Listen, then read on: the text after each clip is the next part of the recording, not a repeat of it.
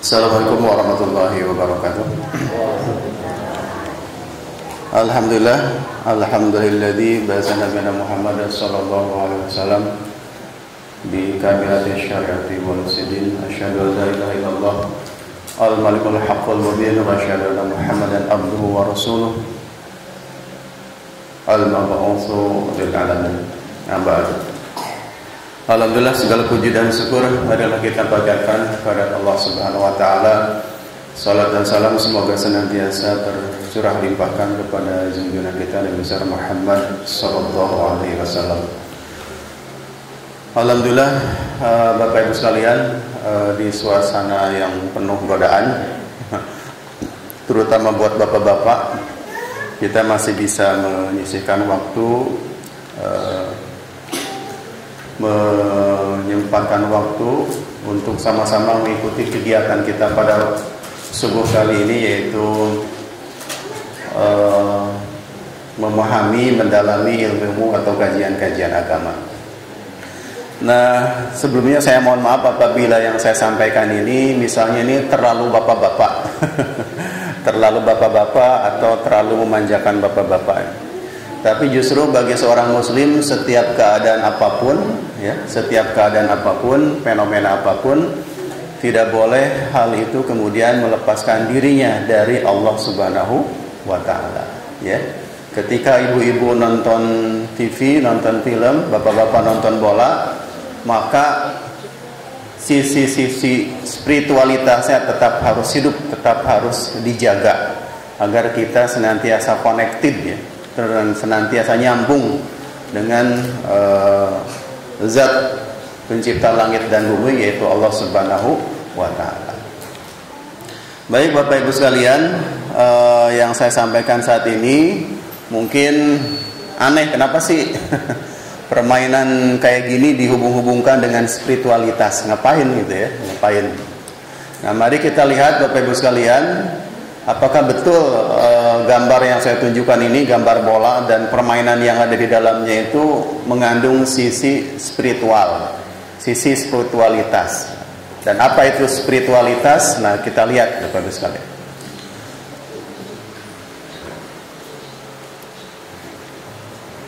Kita lihat ya, bentar. Ini ngehang dulu bentar. Kita cabut dulu.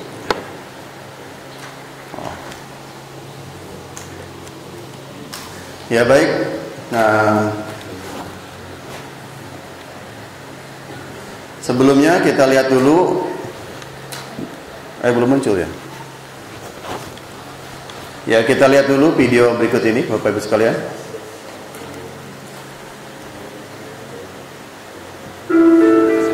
Ya.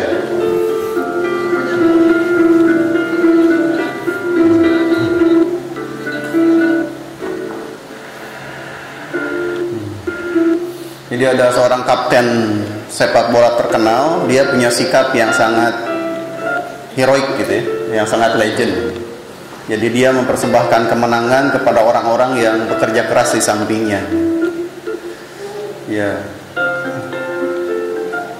Kemudian kita perhatikan lagi, suatu saat dia pernah menghadapi anak buahnya disakiti, tetapi itu provokasi ya. Kemudian dia menganggap itu sebagai cobaan bagi grup, dan kemudian dia cepat-cepat menghilangkan penyebabnya ya.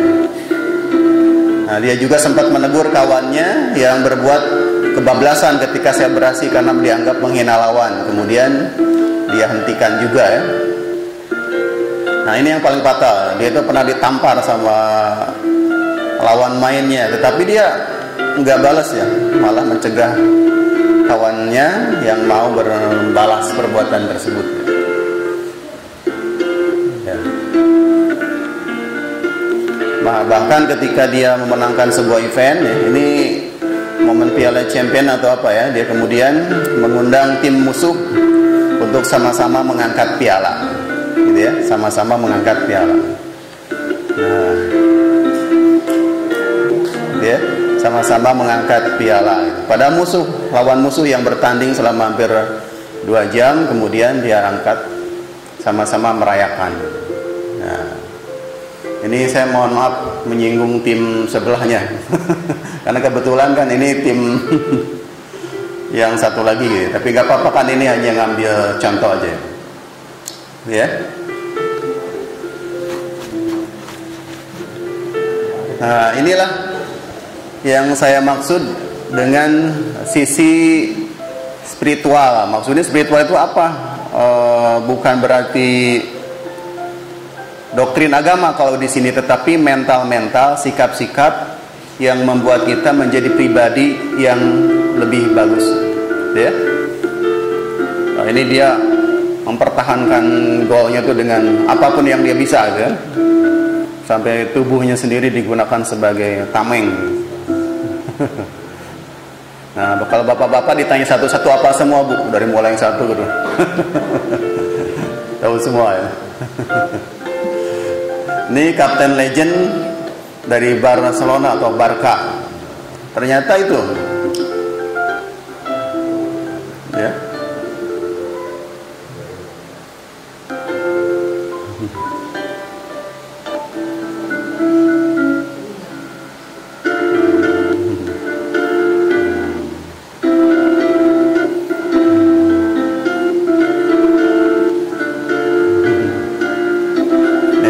Legend, ya.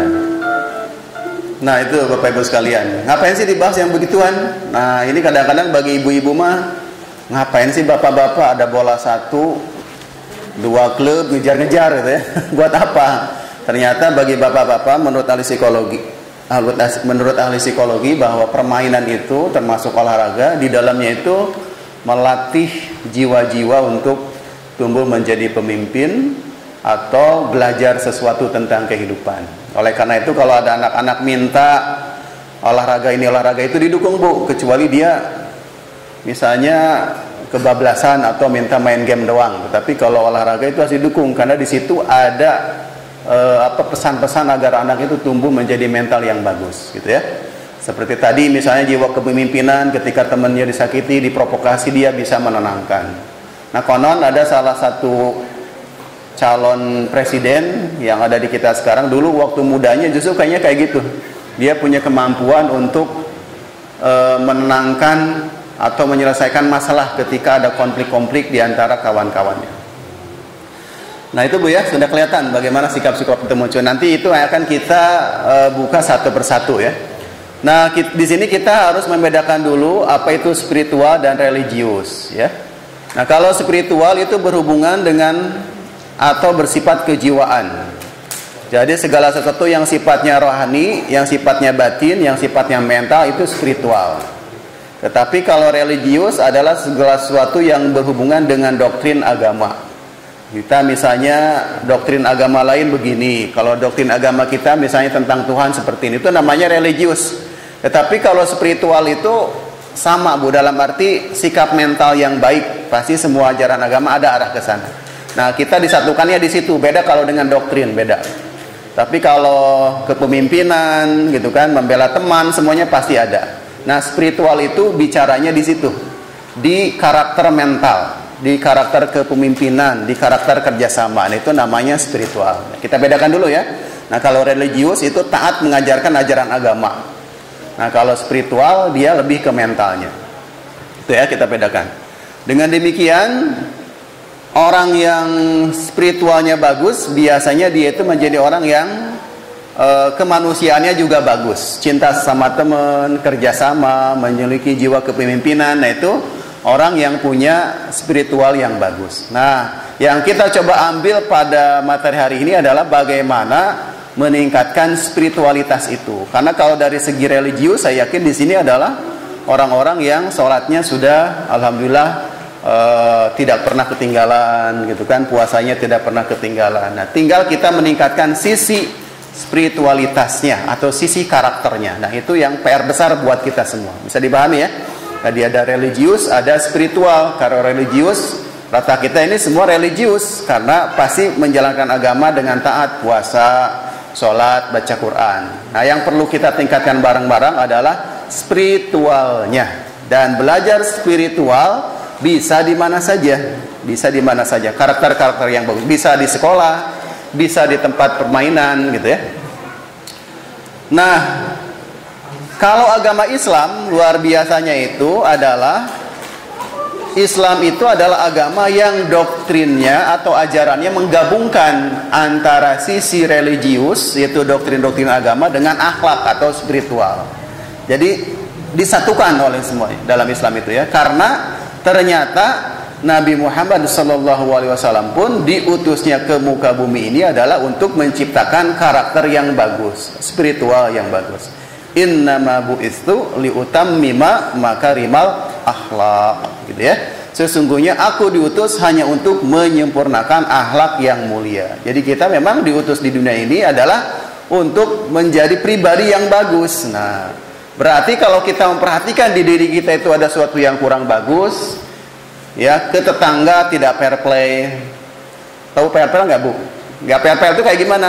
Jadi kalau kita punya tetangga yang kelakuannya begini, bukannya dikasih tahu seharusnya seperti apa, tapi kita mau kurang fair play, ngomong sama tetangga sebelah, ih si eta mah gini. Nah, itu nggak fair play, Bu. Nggak fair play.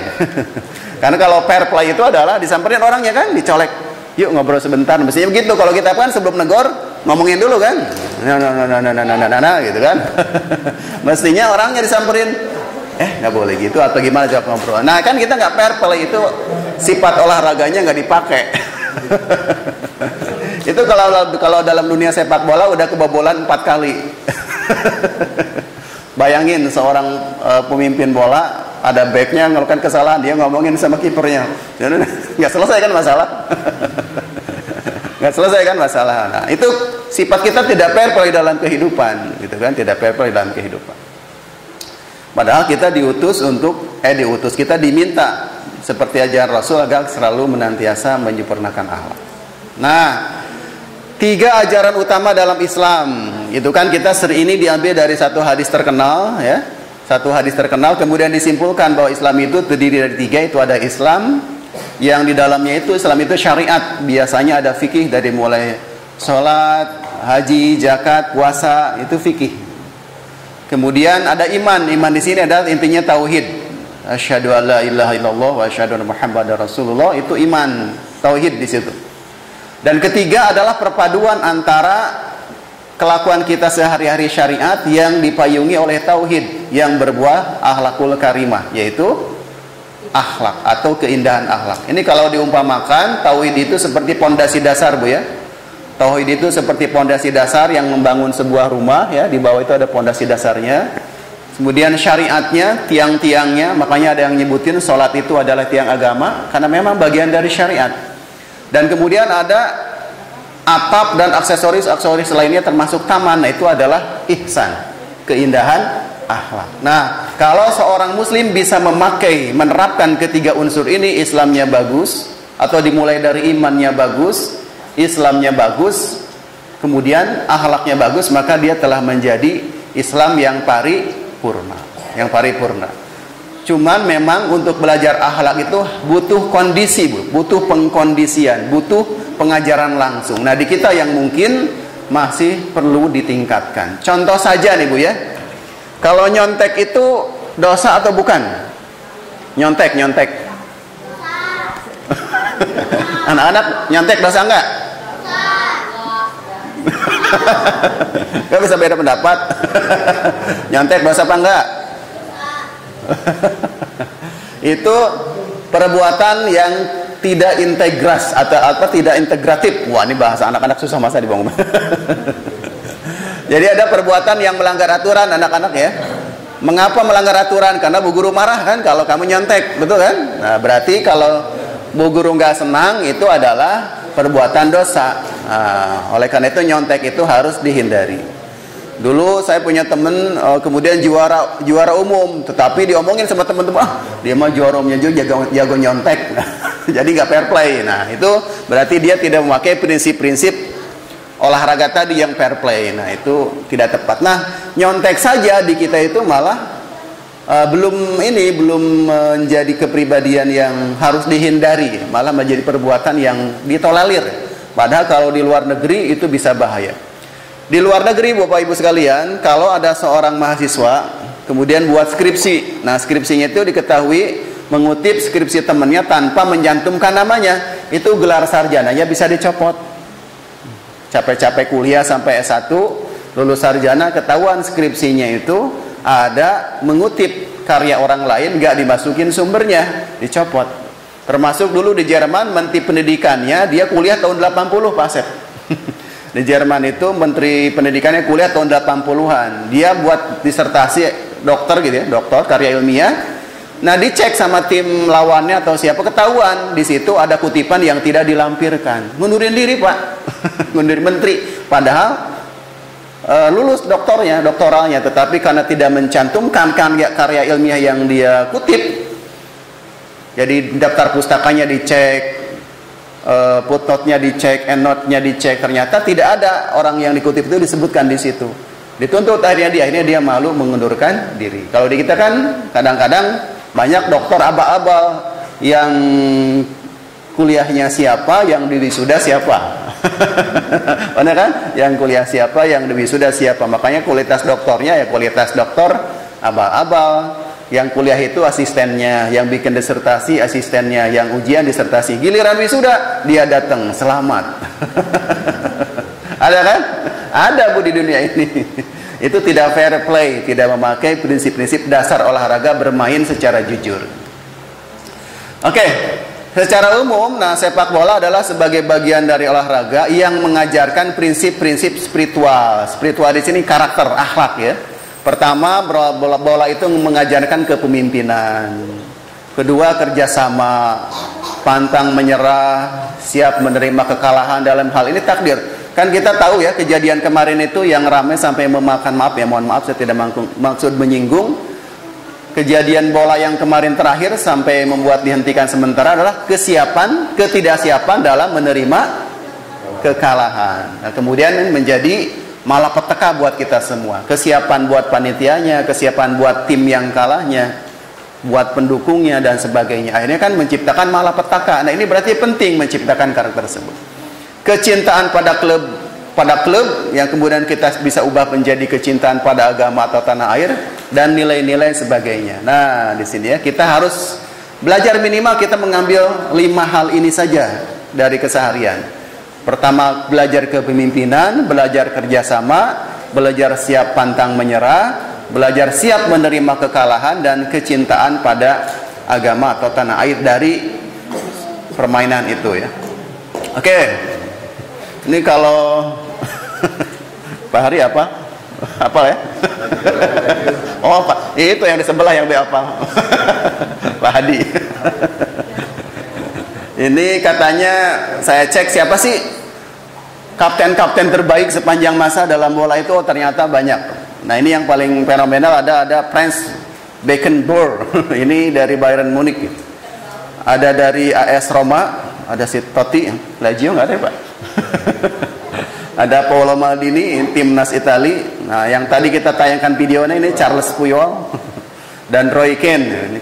Timnas terbaik. Ini saya tidak bermaksud memuji mereka yang berbeda agama ya, tetapi kan kita lagi belajar apa? Karakternya kan, belajar kepemimpinannya, bukan belajar imannya, bukan. Kita bedakan ya. Ngapain sih ngaji kok begitu?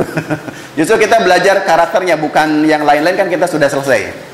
Agama kita sudah kokoh, yang perlu kita belajar adalah karakternya, itu yang perlu kita catat. Nah, ini katanya adalah orang-orang yang punya kepemimpinan terbaik dalam memimpin klubnya atau timnasnya. Perlu kita contoh kalau dari segi kepemimpinannya ya.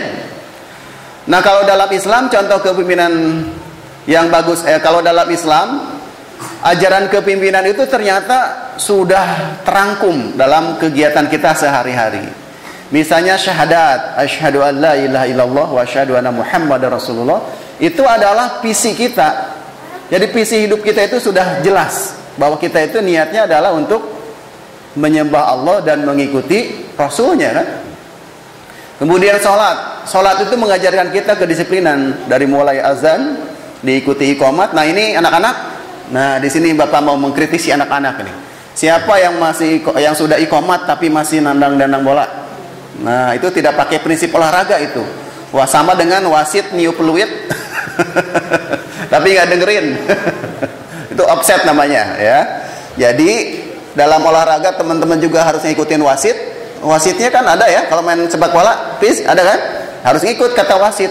Ini Mang Bani itu kan wasit sholat. Wasit sholat, kenapa nggak diikutin? Masih nendang-nendang bola aja. Gitu. Ketika imam Allahu Akbar, maka ngobrol di WC harus selesai. Harus cepat-cepat wudu, baris. Jadi tertib itu nggak boleh hanya dalam dunia sepak bola, sholat juga harus tertib. Betul kan? Kalau kita dalam sepak bola menang itu dengan disiplin dan kerjasama, sholat juga sama ya anak-anak ya. Ya giliran ngomongin pada itu kada kabur. Mau tahu diomongin gitu. Nah, giliran. Nah, pas sholat gitu ya. Jadi kalau Allahu Akbar harus sudah tidak ada yang ngobrol lagi ya. Karena kalau misalnya kita pakai itu insya Allah semuanya akan tenang, akan damai gitu. Disiplin ya, sholat juga harus disiplin. Kemudian zakat itu kan melatih bagaimana jiwa kepemimpinan kita agar peduli sama yang kita pimpin gitu ya. Inti puasa itu belajar kita untuk taat aturan. Karena kalau kita puasa kemudian orang lain gak lihat, kan ada kesempatan buat minum dan makan. Tetapi karena kita merasa Allah yang menyaksikan, maka minum dan makan tidak sembarangan. Selanjutnya haji menjelaskan kepada kita tentang arti kesetaraan. Karena kan ada masa di mana haji itu ngumpul di Muzdalifah itu ya, ngumpul mau presiden, mau jabatannya terendah misalnya apa kayak tukang apa gitu ya. Ketika kumpul di Muzdalifah maka itu menjadi setara semuanya, sama ketika juga kita sholat. Nah dalam Islam itu ada pemimpin-pemimpin besar. Kalau tadi kan dalam dunia sepak bola, nah dalam Islam ada juga pemimpin-pemimpin besar. Misalnya Abu Ja'far Al-Mansur, Abdurrahman Ad-Dahil, Ali Arsalan As-Salzuki, Nuruddin Zangki, dan yang terakhir ada Salahuddin Al-Ayyubi. Nah anak-anak tahu nggak Salahuddin Al-Ayyubi? Nggak tahu? Nanti cari di Google ya. Siapa Salahuddin Al-Ayyubi? Ya, Salahuddin Al-Ayyubi. Kalau Upin mah tahu ya. Upin mah tahu ya. Nah, Salahuddin Al-Ayyubi. Nah, ini teman-teman, anak-anak semua ya. Jadi di Islam itu ada seorang pahlawan, sebut saja boleh superhero, namanya ini nih. Salahuddin Al-Ayyubi. Nah, ini sampai dipatungkan di Syria, di Damaskus ya. Karena orangnya terkenal, dihormati juga oleh pasukan dari agama sebelah karena kepemimpinannya yang hebat. Nah, apakah betul wajahnya seperti ini? Kita kurang tahu ya. Tapi ada sebuah film yang menceritakan tentang kepahlawanan beliau, tentang kepahlawanan beliau, judulnya Kingdom of Heaven ya. Di situ tentang kerajaan surga. Nah, itu tentang peperangan yang menceritakan bagaimana Salahuddin Al-Ayyubi ini bisa menaklukkan Yerusalem setelah beratus tahun dikuasai oleh non-muslim gitu ya. Nah, salah satu hal yang paling hebat dari jiwa kepemimpinan Salahuddin Al-Ayyubi adalah ini. Nah, jadi sebuah peristiwa yang unik terjadi ketika Salahuddin berperang dengan Richard the Lionheart. Jadi ketika terjadi peperangan salib, nah raja dari agama sebelah itu namanya Richard the Lionheart menderita sakit, Bapak Ibu sekalian ya. Nah, sakit dan terbaring di tempat tidur. Nah, Salahuddin Al-Ayyubi ini kemudian datang. Dia menyamar jadi seorang dokter pribadi. Kemudian mengobati Richard the Lionheart sampai sembuh. Bayangin ya, ada seorang musuh kita terbaring sakit, kemudian kita sebagai lawan musuhnya bertahun-tahun datang. Kalau kita gimana, Beb? Kira-kira gimana? Kalau musuh kita terbaring sakit, ya, kita mau membunuhnya langsung atau ngobatin? Langsung dipotong kan biasanya kalau kita. Kalau Iman didatengin Bu, dia pura-pura nyamar jadi dokter, diobatin sampai sembuh. Berarti kan nggak sekali ya, bolak-balik diobatin sampai sembuh. Nah kemudian Richard ini sadar ternyata yang mengobati dia itu orang asing, dan baru sadar kalau itu adalah Salahuddin Al-Ayyubi. Ditanya, ngapain kamu ngobatin saya, musuh besar kamu? Jawabnya apa? Jawab Salahuddin, saya merasakan sebagai orang yang sama-sama memimpin pemimpin tentara dengan Tuhan, bahwa mati di tempat tidur karena sakit tidaklah enak bagi seorang panglima perang yang agung. Jadi bagi seorang jenderal besar, pemimpin besar, mati di tempat tidur itu adalah sebuah aib. Jadi mereka itu terhormat kalau matinya itu adalah di medan pertempuran, karena akan jadi pahlawan atau sumber inspirasi. Hebat kan dulu ya, sampai jiwanya itu seperti itu, jiwa seperti itu. Nah, karena memang jihadnya waktu itu adalah medan tempur gitu ya. Dan kalau saya menang menghadapi tentara Tuan, kebetulan Tuan sudah mati, kemenangan saya itu tidak akan ada nilainya. Begitu ya. Jadi kalau saya bertempur dengan tentara Tuan dan Tuan sudah mati, maka saya seperti menyerang orang yang tak ada pemimpin. Nah, itu kan saya nggak suka gitu. Jadi saya pengen fair play mainnya. Kan ini luar biasa kan? Ada fair play, ada solidaritas. Berarti ini Salahuddin Al-Ayyubi ini sifatnya sangat luhur, luar biasa. Nah, sebab itu benar-benar saya ingin Tuhan sembuh supaya kita bertempur sebagai panglima besar yang gagah dan perkasa. Dan kalau salah satu tewas, ialah tewas dalam medan perang. Nah, jiwa heroiknya sampai seperti itu. Jiwa leadershipnya sampai seperti itu, setinggi itu. Nah, yang perlu kita contoh gitu ya. Itu yang pertama Bu ya. Jadi Bapak Ibu sekalian, yang pertama adalah sepak bola atau olahraga manapun mengajarkan kita jiwa kepemimpinan. Jadi biarkan anak-anak kita berlatih olahraga Bu ya, agar dia tumbuh jiwa kepemimpinan. Karena nanti anak-anak akan sadar sendiri Bu, kalau si anak ini suka menggocek bola dan berbagi sama teman, pasti dia akan dijauhi oleh temannya. Berarti anak ini tidak mau berbagi kan? Nah, dalam dunia nyata ada juga ibu-ibu, bapak-bapak yang kaya raya, punya harta banyak, tidak mau berbagi sama tetangga. Itu tidak fair play juga. Berarti olahraga bagus kan? Mengajarkan kita untuk mau berbagi. Kedua, kerjasama. Jadi tadi kepemimpinan, kedua adalah kerjasama. Dalam sepak bola itu kan ada bagi-bagi tugas. Ada yang namanya goalkeeper, penjaga gawang, ada defender, ada midfielder, bagian orang yang di tengah, ada juga bagian depan yang striker dan sebagainya. Itu intinya bagi-bagi tugas. Dalam kehidupan ini kita bagi-bagi tugas, ya. Dan kita punya tujuan sama kalau dari segi agama, ya, yaitu ingin menyembah Allah, mengikuti Nabi Muhammad, dan membangun karakter bangsa yang bagus. Dalam agama pun demikian Bapak Ibu sekalian. Kalau kita ingin membangun agama dengan bagus, kita harus kerjasama. Antara siapa? Antara ilmunya para ulama, ya. Jadi ulama harus mau berbagi ilmu. Kemudian para penguasa harus adil. Orang kaya harus pemurah. Kemudian orang fakir juga dia harus rajin mendoakan. Dan para pegawai termasuk kita-kita semuanya harus jujur. Jadi kalau kelima unsur ini berjalan dengan bagus, integritasnya tinggi, maka agama dan negara insya Allah akan selamat. Bahkan cuma di dunia tetapi juga di akhirat, ya, di akhirat. Nah, ini pentingnya kerjasama. Nah, ini kalau dalam dunia sepak bola kerjasama hasilnya seperti ini kan. Jadi tercipta kayak gini kan. Ini hasil kerjasama nih Pak Hadi ya. TikTok kan.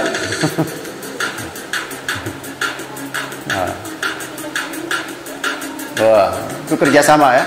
Jadi berbagi, tidak mungkin ditarik dari belakang oleh seseorang terus ke depan. Dia harus berbagi tugas. Begitu juga dalam agama, ada giliran ustadz, ada giliran orang kaya, ada giliran pegawai, supaya tujuan agama kita bersama tercapai gitu ya. Nah, kita perhatikan yang merah, loh, nggak langsung kan? Nggak langsung juga, baru kerjasama. Nah, ini ibu-ibu mungkin baru tahu ya.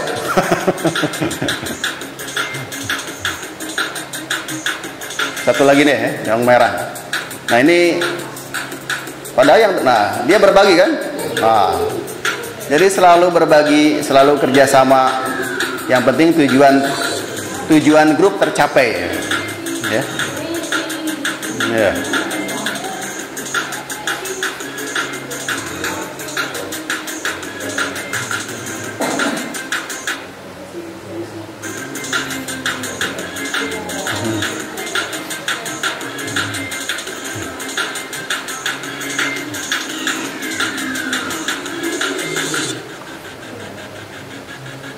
Ya, kerjasama. Nah, kita lihat yang terakhir, yang biru gimana?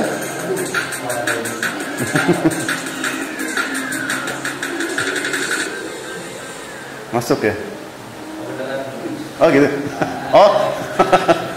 Lagi ale ya. Oke, jangan kebanyakan ya.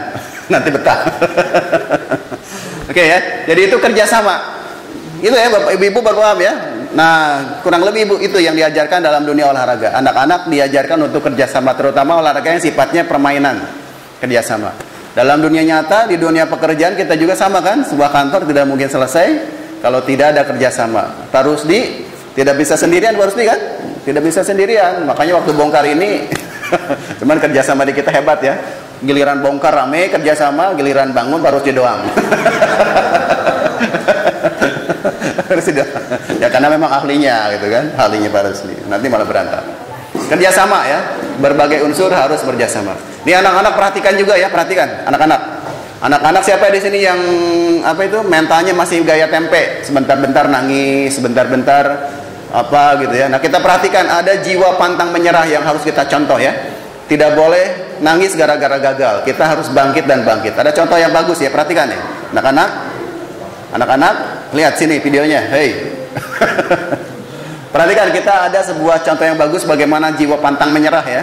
Oke, kita perhatikan. Lihat, seorang kiper melakukan kesalahan, tetapi dia pantang menyerah. Perhatikan. Nah, ya kan? Dia melakukan blunder, melakukan kesalahan, tapi pantang menyerah. Nah, itu jiwa yang harus ditanamin kuat-kuat. Ibu, bagi seorang laki-laki pantang menyerah itu harus benar-benar dibina, Bu. Karena dia akan dalam kehidupannya dia akan belajar kegagalan. Ya, akan banyak belajar kegagalan. Kata Jack Ma, dia mengatakan, sudah tahu bedanya antara orang pintar dengan orang yang bijaksana? Orang pintar itu hanya tahu apa yang dia inginkan. Sementara orang bijaksana, dia tahu apa yang dia tidak inginkan, gitu kan? Dia tidak ingin. Jadi orang bijaksana itu dia belajar banyak hal dari kesalahan, sehingga pilih-pilih melakukan sesuatu, ya, termasuk kegagalan, dia akan pilih-pilih. Nah, begitu juga seorang Muslim itu harus pantang menyerah. Ada sebuah hadis yang cocok di sini ya. Hadis diriwayatkan oleh Muslim nomor 2664 dikatakan, bersemangatlah dalam hal yang bermanfaat bagimu. Minta tolonglah pada Allah dan janganlah kamu malas. Apabila kamu tertimpa sesuatu, janganlah kamu mengatakan, seandainya aku berbuat demikian, tentu tidak akan begini atau begitu. Tapi katakanlah, qadarullah wa ma syaa fa'ala. Jadi jangan jangan kemudian sebentar-bentar udah mundur, udah down, tetapi lakukan sampai kemudian Allah menakdirkan yang terbaik untuk kita semua, gitu ya. Pantang menyerah. Jadi satu kepemimpinan, dua kerjasama, ketiga adalah pantang menyerah. Selanjutnya ini siap menerima kekalahan. Dalam dunia nyata, Bapak Ibu sekalian, saya sering-sering mengatakan Bapak Ibu sekalian kepada para mahasiswa, kehidupan laki-laki dan perempuan di Indonesia itu berat bagi laki-laki. Mungkin perempuan juga berat, tetapi bagi laki-laki itu lebih berat. Kenapa? Ini budaya kita, saya ngomongin budaya. Kalau di dunia laki-laki yang menganggur kira-kira diterima mertuanya nggak? Laki-laki nganggur, kira-kira dia itu diterima mertua nggak? Laki-laki nganggur diterima orang mertua nggak? Saya katakan mungkin menerima, tapi belakang-belakangan digosipin, diomongin, berarti keras bagi laki-laki. Tapi maaf punten, tapi kalau perempuan tidak bekerja, mertua masih bisa menerima nggak? Masih bisa menerima. Neng mah nggak usah kerja, di sini aja bantuin ibu di kebun, di apa, kan selesai. Tapi laki-laki, berarti laki-laki itu keras, Bu. Berarti kita mendidiknya juga harus spesial karena kehidupannya keras. Dan termasuk katanya laki-laki Indonesia itu gengsinya tinggi. Saya ada kasus Pak Okto ya. Ada cerita dari kawan saya, perempuan ini dia punya calon suami, mereka siap-siap menikah. Si perempuan ini kerja di sebuah kantor yang elit dan pendidikannya S2. Si suami belum S2, pekerjaannya di tempat yang biasa-biasa. Ketika mereka memasuki masa pernikahan, si calon suaminya dadakan mundur, Pak. Gak mau. Kenapa? Minder. Gengsian. Kenapa? Dia malu kalau gaji si istrinya lebih tinggi, sama pangkatnya lebih tinggi. Nanti diomongin. Akhirnya kan, nah ini gara-gara mendidik mentalnya kurang bagus. Padahal kan itu hanya jabatan-jabatan aja. Mungkin setelah menikah dia bisa. Berarti gagal mendidiknya. Nah, ini kejadian di dunia nyata. Oleh karena itu kita harus menyiapkan laki-laki itu dengan sudut pandang yang luas, dengan karakter yang hebat gitu. Ya, siap Bu ya? Mama Galang punya anak perempuan? Laki-laki. Laki-laki. Dua sama bapaknya Jadi kita harus membangun karakter laki-laki itu harus betul-betul kuat ya, karena tantangannya berat. Pak Asep agak enak ya, cewek semua ya. Tapi sama aja. Sama aja. Oke, ini ada kutipan-kutipan yang bagus dari para mantan atlet ya, sama para filsafat ya. Karakter siap menerima kekalahan. Pertama, kekalahan itu kata Liliana Natsir ya, pemain bulu tangkis. Kekalahan itu tidak memalukan. Yang memalukan itu menyerah. Keren kan? Kekalahan itu tidak memalukan. Yang memalukan itu menyerah. Ini karakter ini tertanam bagus di jiwa orang-orang Jepang. Jadi orang-orang Jepang itu kalau lomba, mereka sampai akhir walaupun mereka tertinggal. Kalau kalian tidak bisa mendukung kami ketika kami kalah atau seri, jangan dukung kami ketika kami menang. Nah, ini nyindir kita. Timnas lagi bagus, tapi kalau kalah dicaci maki, ganti ini ganti itu, betul kan? Yang terakhir, kemenangan terbesar itu bukan karena kita tidak pernah kalah, tetapi ketika kita bisa bangkit dari setiap kekalahan, gitu ya. Nih anak-anaknya, jadi kalau kita kalah itu biasa, yang penting kita bisa bangkit dari setiap kekalahan. Berarti Pak Hari kalau nanti pas Agustus anak kita kelas 7-0 bangkit lagi ya. 7-0 bangkit lagi, nggak apa-apa. Karena justru kita pertama kali harus mengalahkan jiwa kalahnya itu. Kalau skor kalah biasa, tapi kalau jiwa yang kalah yang bahaya. Nah, ini ternyata luar biasa ya. Rasul juga pernah mengalami 2 kekalahan dalam peperangan, tapi tidak mengurungkan beliau menjadi seorang pemenang, seorang karakter juara. Jadi Rasul itu selama dalam kehidupan Rasul ada 27 peperangan. Dan yang diikuti Rasul itu ada 9 peperangan, diantaranya 2 kalah. Jadi Rasul juga mengalami kekalahan. Jadi kita juga wajar kalau kuliah kalau misalnya ngelamar kerja pernah ditolak dan sebagainya.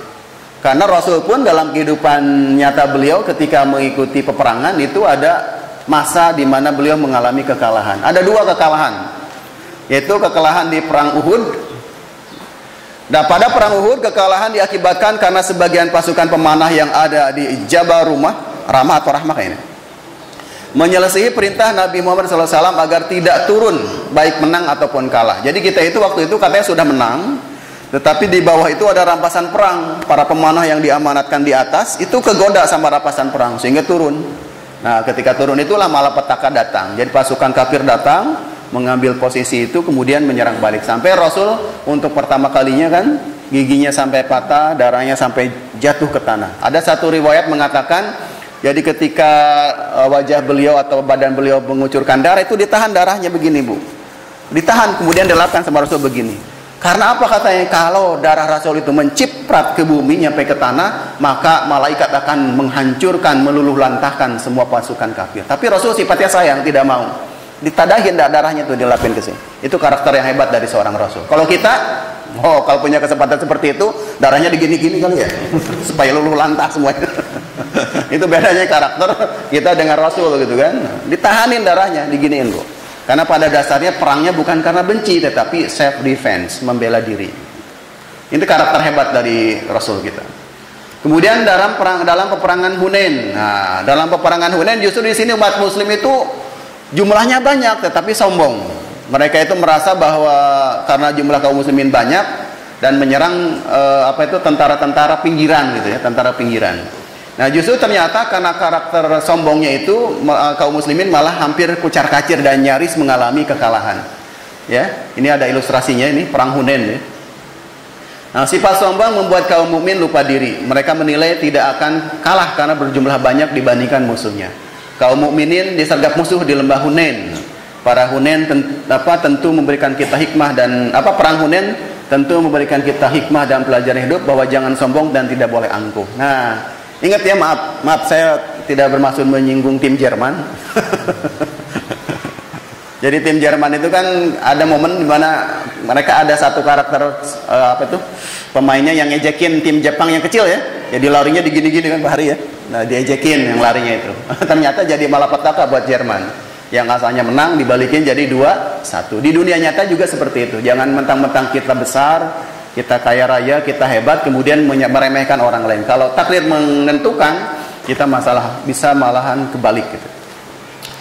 Nah, yang terakhir yang akan saya bahas adalah kecintaan pada klub.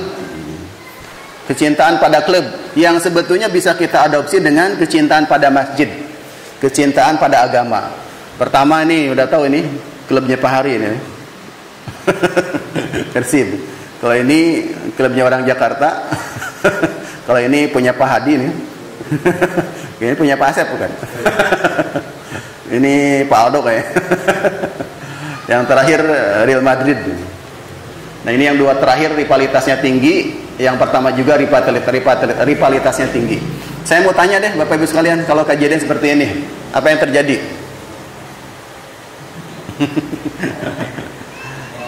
Apa yang terjadi bila seorang pria berkawas biru ikut nonton bareng bersama sekelompok supporter berbaris oranye? Pulang dalam keadaan utuh nggak? Atau dibalikin? Atau dibalikin, apa yang terjadi bila seorang pria berkaos orange ikut nonton bareng bersama sekelompok supporter berbaju biru? Pasti yang balik tinggal namanya. Nah, yang kita tanyakan, ada apa bisa seperti itu kan? Begitu cintanya sama klub, kalau ada orang yang beda klub sampai dibantai gitu kan? Nah, ini kan bahaya. Kalau cintanya cinta standar, suka karena permainannya, wajar. Tapi kalau sudah marah sampai mau membunuh, berarti ini ada masalah. Cintanya cinta yang perlu dikendalikan. Nah, ini bahaya ya. Berarti bukan ke situ arah kita itu ya. Nah, itu yang disebut dengan fanatisme. Ada 3 hal katanya yang menyebabkan fanatisme. Pertama adalah unsur biologis. Jadi kalau kita ngumpul bareng-bareng sesama tim sepak bola, itu ada jiwa memicu adrenalin, semakin berani kalau ngumpul bareng-bareng sama satu tim. Kedua, secara psikologis ketika kita nonton bareng sama supporter sama-sama itu adalah merasa kita adalah bagian penting dari tim, seperti pemain ke-12. Kemudian secara sosiologis, kalau kita mencintai klub karena sama dari satu wilayah, misalnya saya dari Bandung dukung Persib, itu ada karena faktor-faktor sosiologis, faktor-faktor ke daerah. Nah, gabungan itu semua kalau tidak dikendalikan itu akan jadi fanatisme berlebihan. Nah, oleh karena itu perlu kita luruskan. Nah, hal yang sama bisa kita arahkan saat kita mau membangun masjid. Karena kan kita banyak disamakan Bu ya dengan Bapak Ibu dengan saat kita adalah saat mencintai masjid. Pertama, ketika kita berjamaah sholat bareng-bareng, zikir bareng-bareng, itu kan membangun suasana yang sama. Ada hal-hal yang sifatnya biologis, ada adrenalin, ada hormonal yang keluar ketika sama-sama sholat, ketika sama-sama bilang amin. Nah, itu secara biologis kita itu disatukan, ya. Ini namanya hormonal biologis yang dipicu rasa kebersamaan. Jadi kita bisa bangun rasa cinta itu dengan sering-sering sholat berjamaah, ngumpul bareng seperti ini. Maka pelan-pelan kita akan tumbuh rasa cinta pada masjid. Kedua, secara psikologis, para jamaah pun kalau di masjid dia akan merasakan bahwa posisi dirinya penting dalam sebuah masjid. Misalnya saat ada kerja bakti, itu kan ada yang bawa air, ada yang bawa makanan, kemudian makanannya makan oleh para jamaah yang lain, minumannya diminum, itu dia akan merasa menjadi bagian penting dari masjid. Nah, yang bahaya itu ketika ada kerja bakti nggak datang-datang, jadi cintanya nggak tumbuh-tumbuh. Itu bahaya. Ketika ada penggalangan dana, wah alhamdulillah gara-gara si bapak ini hanya genap 20 juta misalnya, itu dia akan menjadi bagian penting dari tim masjid. Nah, ya, atau kegiatan-kegiatan yang lain. Nah, kemudian secara geografis kita kan disatukan dari satu komplek, Bapak Ibu ya, disatukan dari satu komplek. Jadi kalau kita tidak tumbuh rasa cintanya pada masjid ini, maka aneh, berarti kita di mana tinggal gitu kan ya. Kenapa kok bisa itu? Nah, ini maksudnya bisa kita tanamkan kepada anak Bapak Ibu sekalian, karena geografisnya sama kan. Kita ingat dulu ya, kenapa kita begitu terbayang-bayang dengan masjid. Misalnya ketika kita waktu subuh dibangunkan oleh ayah, kemudian digendong subuh-subuh, Di sepanjang jalan dengerin azan, misalnya Allahu Akbar, masuk ke masjid ada sholawatan, itu terkoneksi kita dengan masjid, sehingga selalu ingat. Nah, seorang jamaah akan teringat ketika sang ayah menggendongnya ke masjid di waktu subuh. Hubungannya dengan masjid juga akan semakin kuat ketika ia ingat bahwa dulu saat ia kecil, ia sering bercanda ria dengan teman-temannya di pelataran masjid. Kayak tadi ya, dia bercanda dengan teman-temannya. Saya kadang-kadang, Bu, ada anak-anak main di masjid itu, saya biarkan mereka merasa nyaman, biar terkoneksi. Saya cuma marah kalau sudah mulai sholat masih ngobrol, itu baru saya tegur. Tapi kalau di luar main, saya persilakan. Kenapa? Karena di situ mereka lagi membangun koneksinya dengan masjid. Tetapi kalau di sini lari-lari udah sholat, ngobrol, ketawa-ketawa, baru saya tegur. Tapi kalau di luar, silakan, biarkan mereka terkoneksi dengan masjid. Biar kita bisa membedakan di mana anak belajar dengan tegas, di mana anak belajar juga dengan cinta. Nah, terakhir, bagi kita yang terikat dengan cinta pada klub, seperti saya nih karena lahir dari orang Bandung, itu kalau Persib kalah 2-0 itu jadi kepikiran tadi. Aduh, gajian belum, Persib kalah lagi, selalu ada seperti itu. Oh, Pak Hadi juga sama mungkin. Gajian belum, Lazio belum menang lagi Pak Hadi. Selalu kadang kepikiran, Pak Asep, MU, Ronaldo malah pergi lagi kan? Pikiran Pak Asep, pikiran gitu. Kenapa? Karena kita udah punya rasa cinta. Bagi yang suka Persija juga bagi yang suka Persija juga sama mungkin ya. Itu sisi manusiawi. Nah, tetapi karena kita mulai beranjak dewasa, maka cinta itu pelan-pelan kita standarisasikan. Cinta itu kita sesuaikan. Karena ternyata bagi seorang muslim, masjid lebih layak dicintai daripada klub bola manapun. Betul kan? Kalau kita nggak suka klub kita kalah, masa Bapak Ibu nggak suka lihat masjid kosong? Sedih kan? Masa Ibu suka lihat kenceleng masjid kosong? Ada rasa cinta di situ yang harus kita bangun. Jadi jangan sampai mikirin klub aja, masjid juga harus dipikirin. Padahal klub itu, seperti saya misalnya suka Persib itu nggak pernah ngirim saya paket lebaran ketika THR, nggak ada kan? Nggak pernah ngirim. Pak Hadi pernah dapat kiriman paket dari Lazio.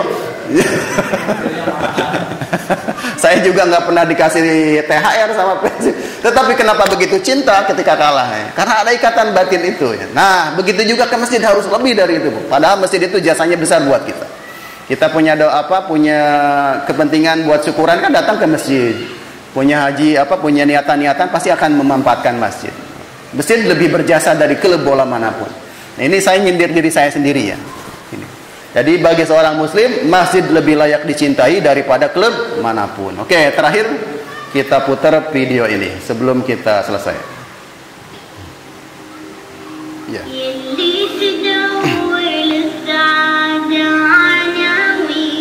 Untukmu anakku, tahukah kamu nak, perjalanan terjauh dan terberat bagi seorang lelaki adalah perjalanan ke masjid. Sebab banyak orang kaya tidak sanggup mengerjakannya. Jangankan sehari 5 waktu, bahkan banyak pula yang seminggu sekali pun terlupa. Tidak jarang pula seumur hidup tidak pernah singgah ke sana. Perjalanan terjauh dan terberat adalah perjalanan ke masjid. Karena orang pintar dan pandai pun sering tidak mampu menemukannya. Walaupun mereka mampu mencari ilmu hingga ke Universitas Eropa ataupun ke Amerika, mudah melangkahkan kaki ke Jepang, Australia, dan Korea dengan semangat yang membara. Namun ke masjid tetap saja perjalanan yang tidak mampu mereka tempuh walau telah bertitel S3. Perjalanan terjauh dan terberat adalah perjalanan ke masjid. Karena para pemuda yang kuat dan bertubuh sehat yang mampu menaklukkan puncak Gunung Bromo dan Merapi pun sering mengeluh ketika diajak ke masjid. Alasan mereka pun beragam. Ada yang berkata sebentar lagi, ada yang berucap tidak nyaman di jam kali. Perjalanan terjauh dan terberat adalah perjalanan ke masjid. Maka berbahagialah dirimu, wahai anakku, bila sejak kecil engkau telah terbiasa melangkahkan kaki ke masjid. Karena bagi kami, sejauh manapun engkau melangkahkan kaki, tidak ada perjalanan yang paling kami banggakan selain perjalananmu ke masjid. Biar aku beritahu rahasia kepadamu. Sejatinya perjalananmu ke masjid adalah perjalanan untuk menjumpai rohmu. Itulah perjalanan yang diajarkan oleh nabimu, serta perjalanan yang akan membedakanmu dengan orang-orang yang lupa akan rohnya. perjalanan terjauh dan terberat itu adalah perjalanan ke masjid. Maka lakukanlah, walaupun engkau harus merangkak dalam gelap subuh demi mengenal Rabb.